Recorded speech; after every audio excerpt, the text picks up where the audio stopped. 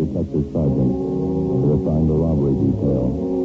A lone bandit robs a jewelry store in broad daylight. He takes $5,000 in precious stones.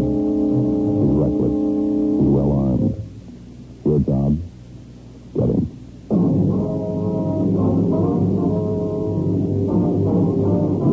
Dragnet, the documented drama of an actual crime. For the next 30 minutes, in cooperation with the Los Angeles Police Department, you will travel step by step on the side of the law through an actual case transcribed from official police files. From beginning to end, from crime to punishment, Dragnet is the story of your police force in action. It's Tuesday, December 2nd. It's chilly in Los Angeles. We were working a day watch at a robbery detail. My partner's Ben Romero. The boss is Captain Gideon. My name's Friday. It was 1:48 p.m. when I got to the basement of the city hall. The car came. Yeah, over here. Yeah, right. Hi, Joe. This is from Douglas, is that right? Yeah. Better take Beverly Boulevard out, huh? Right. Want to get the radio? Yeah, all right. No report yet? No, he got away on foot. He headed down 6th Street after the holdup, lost himself in the crowd. Better watch it, then. Yeah. How'd the thief work it? Did you get the store? Well, there's not much to tell. He walked in the store at the right time, pointed a gun, grabbed a tray full of diamond rings, and walked out. $5,000. Figured he must have had the jewelry store pretty well cased.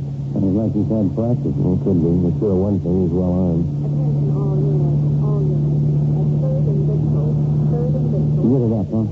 Yeah. Man with a gun. All units at 3rd and Victor. Traffic accident. A man with a gun. Code green. AMA 367. Well, if we can roll on it, huh? Right, that's Dixie just ahead. Yeah, I'll call in. 80K to control 1. 80K to control 1. Control 1 to 80K. Go ahead. 80K out for investigation. 3rd and Victor. AMA 367. Roger 80K. Code 6 to 3rd and Victor. AMA 367. That must be it up ahead, Joe. Yeah. Right in the middle of the intersection there, the car turned over, huh? Let's ought to do it? Yeah, let's go. Man stretched out on the street over there, but sure. Yeah, I wonder if we can get through here, please. Excuse me, please. Let us through, please. Well, let's don't just stand around looking. If somebody call the police yet, excuse me. You involved in this? Sure, I was in it. Did anybody call the police? We're police officers. What happened? Oh, sure glad to see you. Awful lot of trouble. Yeah. How about this man here? What happened? Oh, I slugged him. I had to. What do you mean? Well, I don't know what happened. He went a little crazy, I guess. He pulled this gun on me. How is he, Joe? Oh, got a bump on the head. He seems to be all right otherwise. What's your name, sir? Ernie Brooks. That truck over there, that's what I was driving. I was coming down 3rd Street, and I stopped at the red light over there. That corner over there? Yeah. And when the light turned green, I started across the intersection. This guy laying here came barreling down Bixby, went right through the red light, hit the front of my truck. Flipped his car right over on the side, just like a shoot. Yeah, go ahead. The guy went a little crazy, I guess. Right after the crack-up, I pulled the truck to the curb and got out. This fella here was just climbing out of the top side of his car. Didn't seem hurt at all. Yeah, Well, when he saw me coming over to him, he pulled a gun and pointed it at me. Then he turned and started running. I couldn't figure it out. What'd you do? Well, as soon as he turned his back to him, I went for him and tackled him. Fought like a tiger. That's why I say I slugged him. I had to, officer. There's something awful funny about the whole thing. What do you mean by that? Well, look here. There's spots right here. It fell out of his coat when I slugged him. You take a look. Yeah? Here. Must be 3-4 dozen in there. Rings, all kinds. Yeah. Looks like diamonds in them, doesn't it? The ambulance arrived, and we took the unconscious fuel robbery suspect to Georgia Street Receiving Hospital. After he was revived and treated for cuts and bruises, we took him back to the city hall at the interrogation room. He fitted the description of the jewelry store bandit almost exactly. He refused to talk. He wouldn't even give us his name. We had his fingerprints taken, and then we had them checked through R&I. The man was identified as Vernon Albert Nicoli, an ex-convict out of Folsom and a 2-time loser. He served 1 5-year term for armed robbery and another 3 years for ADW. We checked out the wrecked car he'd been driving and found out that it had been stolen 2 blocks from the scene of the holdup. We had the manager of the jewelry store which had been robbed brought downtown. He identified Nicoli as the bandit. The suspect still refused to talk. Ben and I took him to the main jail, where he was booked on suspicion of 211 PC. 4:15 p.m. We checked back in at the office. Takes some of them a long time to learn. Yeah, two-time loser. This one ought to finish him. I can't figure. He's been out of post in 7 months and going right back in again. Yeah. Well, we can get the complaint from the DA tomorrow and set the arraignment for Thursday. Yeah. Better check with the manager of the jewelry store first. Wonder if Nicoli could have been in those gas station holdup, remember? Last month? Yeah. Well, we'll have him in the show up Thursday and see what happens. You want to take care of the arrest report? Yeah, I'll get out an APB, too. Might turn up some outside jobs on him. I'm feeling hungry. You still got that candy bar from lunch? Yeah, I think so. Yeah, here you go. Uh-huh. What's the matter with you lately, anyway? I don't know. Been eating like a horse, standing the time. Outside. I'll get it. What do you got, Joe? Just a minute. Oh, that does it. What? Nicoli. He escaped. A broadcast and an all-points bulletin were gotten out on Vernon Nicoli. All units in the vicinity of the escape were alerted. An hour passed. There was no report on the suspect. We checked with the main jail and got the details on the escape. They told us that while Nicoli was being locked up in his cell, he pushed his fingers into the door jamb and had them badly mashed when the cell door closed on them.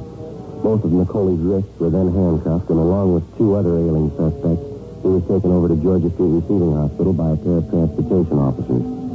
Going up the stairs to the hospital, Nicoli had turned suddenly, kicked one of the officers in the stomach, slugged the other one, and escaped. It happened at about 4:14 p.m. By 11 o'clock that night, there wasn't a trace of the suspect. 7:30 the next morning, Ben and I checked back in for work. Nicoli was still at large. Overnight report, Joe. Have a look. What do you got? Yeah. Liquor store. Gas station. Mm-hmm. Another liquor store. All 3 of them held up between midnight and 2 a.m. Take a look at the bank's description. WMA, 5 feet 950 pounds. Medium build, dark wages, hairy dark eyes, fair complexion, deep scar on chin. How about it? Well, he didn't waste time getting started again, did he?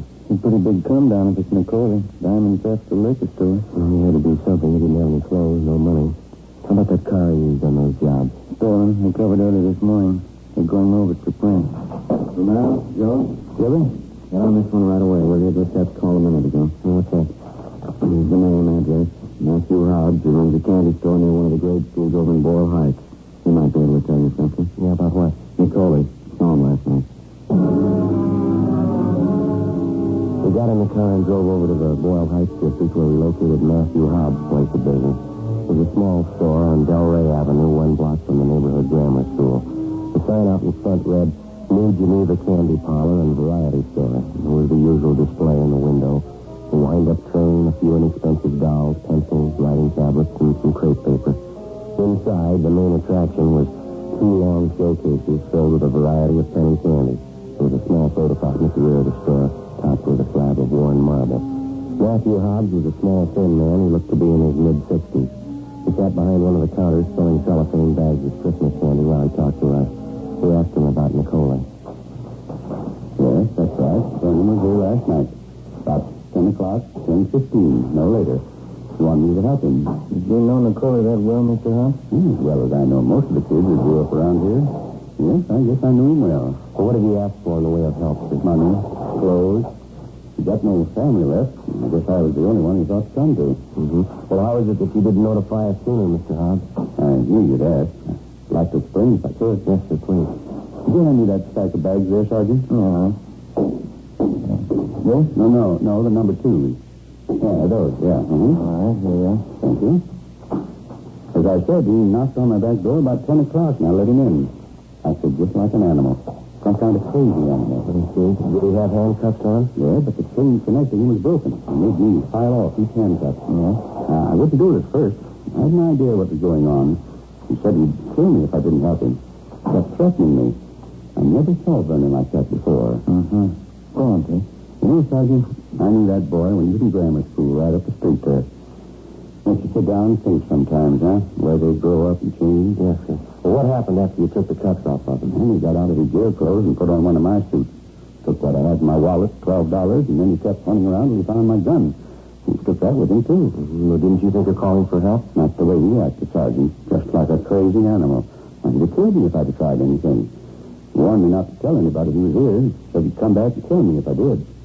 Well, I waited this morning and I called the police. You said McCauley took a gun from you, Mr. Howdy. What kind of a gun was it? 32 automatic. A Colt.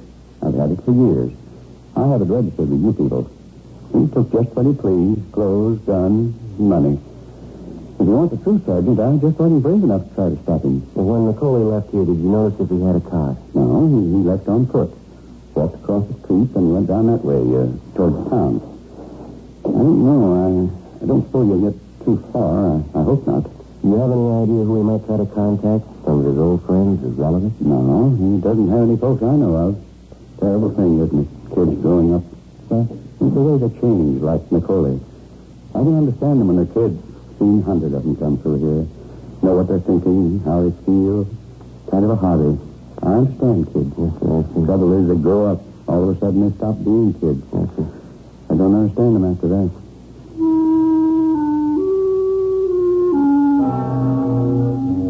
After we left the candy store, we went back to the office and got out a supplementary APB containing a description of the suspect's clothing and the gun that he'd stolen. Together with Gonzalez and Pena from robbery, Ben and I checked all of McCauley's known friends and his usual hangout.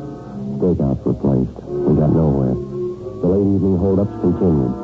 Each of the victims identified McCauley as the bandit. He used the same M.O. in each case. They worked only on the weekends, Friday, Saturday, and Sunday nights. He'd steal a car, pull 3 holdups in the same general area within an hour, abandon the car in the same area, and then disappear. 2 weeks passed, and then a month. The weekend robberies went on. In the most recent hold-up victims, we found out that McCauley had picked up a partner. We checked the man's description through his staff's office. Each of the stolen cars used by the suspects and then abandoned were checked for prints. We failed to identify the second man. The hold-ups continued. McCauley and his partner were still at large. Monday, January 26, 8:30 a.m. Ben and I met with Captain Didion.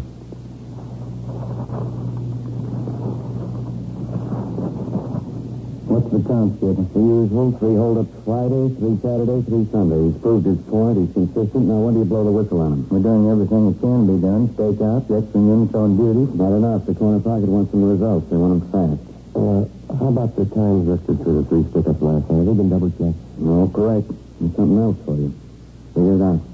What is it, Joe? Oh, let's see. The drugstore out in West Hollywood robbed at 11:14 p.m. Yeah?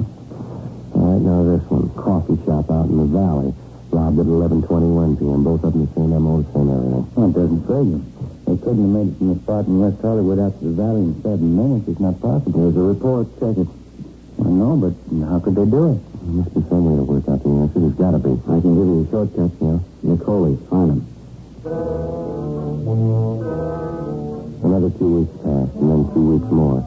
Besides the extra men and units put in service on weekends, 2 dozen separate stakeouts were established in areas where we figured McCauley and his accomplice would strike. Didn't help much. The holdups continued. There was only one difference. The description of the bandit didn't jive anymore. We still didn't have an answer to the superhuman speed that the 2 gunmen seemed to show and robbing victims at widely separated points, all within a short period of time. We stayed on it. Friday, February 21st. Ben and I took our turn on night stakeout in a vacant store on Sunset Boulevard. We were assigned to cover a drugstore and a bar directly across the street. We spent 2 weekends on the job. It was quiet. Nothing happened. The third weekend was no different. One thing's for sure. We never have any luck taking stakeout. Oh, This empty store must be the draftiest place in town. no, we've had worse. What time is that? 5 past midnight. A little band over in the bar. Sure earn your money, don't you? Allowed anyway. Here, Beth. Have a look. Getting out of that car down the street there, see? Oh, yeah, they're heading for the bar. What do you think? Both got dark here. About the same bill. Looks like they're in a hurry. They're going in the bar. Oh, come on. Come on, we better hurry. That's it. Come on. All right, throw down the gun. Look out! Hold it. Throw down your gun. Now, come on, hands behind your head.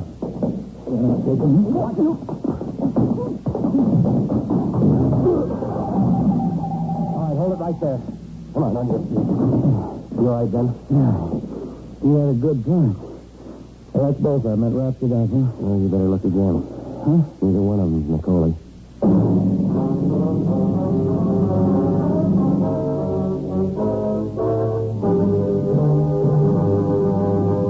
You are listening to Dragnet, a series of authentic case histories documented from official files. Many of our corporate customers are worried about employees going wild purchasing office supplies.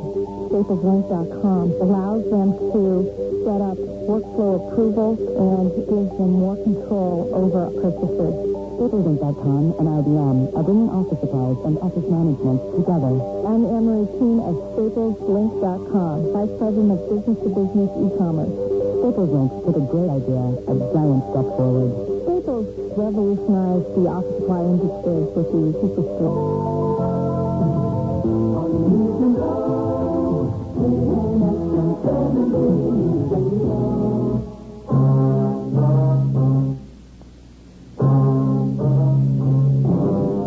Saturday, February 22nd. Ben and I took the two robbery suspects downtown to the city hall to the interrogation room. We checked them through R&I and found that they both had records for burglary and grand theft auto. The car that they'd been using that night had been stolen. After 2.5 hours of interrogation, one of the suspects, a P. Albanese, decided to break down and cooperate. 1 a.m., the interrogation room. I get something out of it, don't I? Helping you.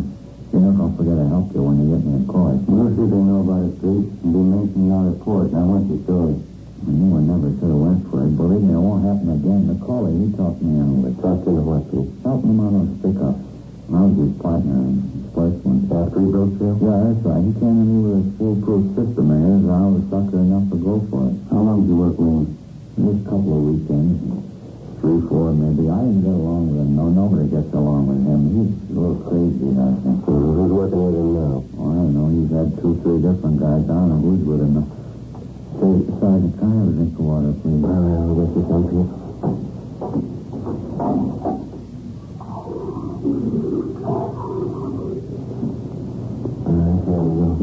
How about the way Nicole works? 3 or 4 robberies a night all over town. A lot of guys working, that's all. You mean they all keep it the same way, huh? Yeah, sure. When I left them, I went on my own. I picked up apartment and used their system. Pretty good one, huh? Well, it looked like a good one, anyway. You mean working on the weekends, picking up a hot car, dropping it fast? Yeah, you got it. There must be half a dozen guys in this town working the system. They all got it from Nicole. He taught it to them. Where do we find him, Pete, you know? Nicole? No, not for sure. He's got figures, you know. He doesn't live here in town. He only comes up for the weekend, works Friday, Saturday, Sunday, and then he takes off again. Takes off for what? We're down by the border someplace, Palm City, Tijuana, I'm not sure. You know, don't forget I'm helping you, huh? We'll let him know I cooperated. Yeah, we'll let him know, Pete. Now, when's the last time you saw Nicole, huh? Oh, it's been a month anyway. I never want to see him again. So this may help you, though. I know where his girlfriend stays. Yeah? The problem on South Rampart, I can give you the address. She probably goes see her once in a while. Mm-hmm. Anyone else you can think of? No, that's about it. There won't be any pushover, Sergeant. Like I said, I think he's a little crazy. It's not going to be an easy one to take. Well, we'll give it a try. Oh, I mean it that way. He's wild, but you get him, I guess. Just one thing. Yeah. You'll have to tell him first. 3:45 a.m. Pete Albanese and his accomplice were booked at the main jail on suspicion 211 PC. The next morning, Ben and I checked out the address of Nicole's girlfriend, which Albanese had given us. The girlfriend's name was Esther Rivard. She told us that she hadn't seen Nicole in more than 2 weeks. We asked her if she knew where the suspect stayed when he was in town. She gave us an address on South Pico. We called in and arranged for a stakeout on the girl's place, and we drove over to check the address that she'd given us. It was a small apartment court on the edge of the industrial district. Nicole wasn't there, neither was the manager. We talked to one of the tenants who told us that the manager, Mrs. Clara Fontaine, was out of town. He said that while she was gone, her daughter Norma was looking after the place. The daughter was employed as a secretary at the Blue Cross Hospital Plan office over on Wilshire Boulevard. We called the office and arranged for another stakeout at the apartment court. 1:25 p.m. We located the landlady's daughter at the Blue Cross office on Wilshire. We showed her Nicole's mugshot. Yes, it's one of Mama's tenants, Mr. Reynolds. He's in bungalow 5. Anyone staying with him, Miss Fontaine? No one registered with him, no. He has visitors, though. Is there something wrong? Well, when did you see this man last? This morning. When I was leaving for work, he was outside working on his car. Would you excuse me, please? Sure, go ahead. Blue Cross? Yes, sir? I see. No, just address the letter to Blue Cross Hospital Plan. You can send it to us here at the Wiltshire office. That's right. Oh, you're welcome. I'm sorry. What was I going to say? You told us that you saw this man working on his car this morning. Oh, yes, he was parked right outside in front. I couldn't very well miss it. I'm going to tell Mama about it when she gets home. What's that mean? It was certainly strange because it's not that time of year. That's why I noticed it. What's that? He was changing the license plates on his car. Did you get the numbers? It's right here in my purse. 1:32 p.m. With the information furnished us by the girl, Ben got on the phone and called in a description of the suspect's car, together with the 2 sets of license numbers. It was a 1941 Ford sedan, dark blue, white sidewall tires. Communications got out a broadcast and a supplementary APB on it. At 6 p.m., Ben and I relieved the men on a stakeout at Nicole's apartment. They waited. No sign of him. We checked with the office on the hour. No sign of the car. 10 p.m. Still nothing doing. 11 o'clock. Nothing. Gonzalez and Pena from robbery drove out and relieved us, and we headed back to the office. 11:26 p.m. What do you figure? I don't know. It's plugged every hole I can think of. Things due for a break, isn't it? Overdue. I could use some sleep. Yeah. Wait a minute. Right. Yeah, right away. Skipper? Hi, here's one to move on. Yeah? 12th and Beacon, southeast corner. What is it? Nicole's car, they got it spotted. 11:56 p.m. Ben and I drove to the vicinity of 12th and Beacon, where we checked with the men in Unit 80K who'd spotted the car. They'd gotten out a code 5 on it. The description matched perfectly. A 1941 Ford sedan, dark blue, white sidewall tires. The license number was one of those given us by the apartment manager's daughter that afternoon. Together with the 2 men in 86K, we staked out on the suspect's car at a distance. It was parked almost exactly in the middle of the block. About 20 feet behind it, a red and white delivery truck was parked. The street was fairly deserted. The only place of business open was a small corner bar at the far end of the block. 12:30. 1 a.m. No one came near the dark blue sedan. We waited. 2 a.m. The corner bar closed up. A man came out, got in the red and white delivery truck, and drove off. 2:30 a.m. The dark blue sedan was still sitting there. We kept waiting. Roger 13 hour, code 7. Well, one way or the other, I wish he'd make up his mind. It's a long ways. Cold room here, and it wasn't that vacant store. Better check and see if we're clear. Yeah, all right, I'll do it. 80K to Control 1. 80K to Control 1. Control 1 to 80K. Go ahead. 80K to Control 1. We clear. Control 1 to 80K. Stand by. Oh, you on smoke? I'm out. You too? Yeah. I guess we do without. Yeah. Control 1 to 80K. Control 1 to 80K. You're cleared. Code 1 to MH367. 80K to Control 1. Roger. KMH367. Hey, have a look, Joe. Just turn the corner. Where? Far end of the block, opposite side. Heading up this way. Yeah. You make out 2 of them there? Mm-hmm. 2? They're passing by the sedan. Oh. No, they... We're getting there, aren't they? Mm-hmm. Come on. Spotted us, Joe. They're getting out. All right, hold it there, both of you. Down, Joe. Get up, Nicole. Behind that car. All right, hold it. Don't shoot, don't. Throw out your gun, both of you. Harry, don't shoot. Throw out your gun. They'll kill him. Get up, Harry. They'll kill him. Come on, throw him out. Don't shoot. Here's my gun. Don't shoot. One of them. Come on, Harry. You got it. Get up. That's 2. Let's go. Yeah, careful. Here's a gun. Don't shoot. I got my hands up. All right, keep him up. Okay, I will. Just don't shoot. I didn't use my gun. Harry did. I tried to tell him you heard me. You heard me. You heard me say not to shoot. Check my gun. I didn't shoot at you. Come on. Get him out in front of him. I guess, yeah. All right. Come on, officer. Third time for me. All right, save it.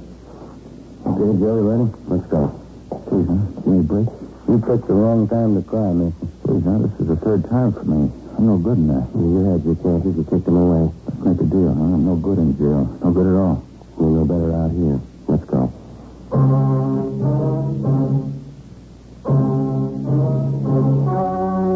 The story you just heard was true. Only the names were changed to protect the innocent. On May 24th, trial was held in Superior Court, Department 87, City and County of Los Angeles, State of California. In a moment, the results of that trial. Now...